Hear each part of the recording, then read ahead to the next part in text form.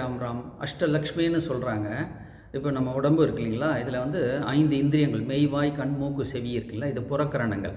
அது மாதிரி அந்த கரணங்கள் வந்து மனம், புத்தி, சித்தம், அகங்காரம் அப்படிங்கிறது 4 இருக்குது. இப்போ இந்த இந்திரியங்கள்லாம் இயங்கிறதுக்கு எது காரணமாக இருக்கும் இல்லைங்களா? இப்போ கண் எதை கொண்டு நம்ம பார்க்குறோம்? கண் இருக்கிறதுனால நம்ம பார்க்குறதில்ல.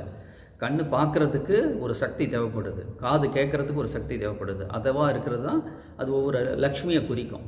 இப்போ ருக்மிணி அப்படின்னு எடுத்துட்டோம்னா அவங்க வந்து அக்னியுடைய ஸ்வரூபம். காளிந்தின்னு எடுத்தோம்னா அவங்க வந்து நீரினுடைய அம்சம். அது மாதிரி ஒவ்வொருத்தரும் ஒன்று. அது மாதிரி வந்து இதில் வந்து சித்தம் இருக்குது பாருங்கள், அது சித்தம் போக்கு சிவன் போக்குங்கிறாங்க. அது வந்து கிருஷ்ணனை குறிக்கும்.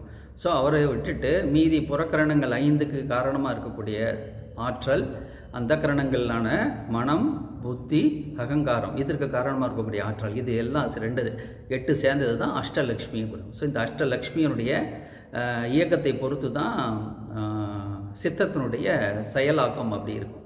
ஸோ கிருஷ்ணன் வந்து இந்த அஷ்டலக்ஷ்மியை கொண்டு தான் இயங்கின்னு இருக்கார் அப்படிங்கிறது இதுக்கு ஒரு தத்துவார்த்தமான ஒரு விளக்கமாக சொல்கிறாங்க. Just information. ராதே ராதே.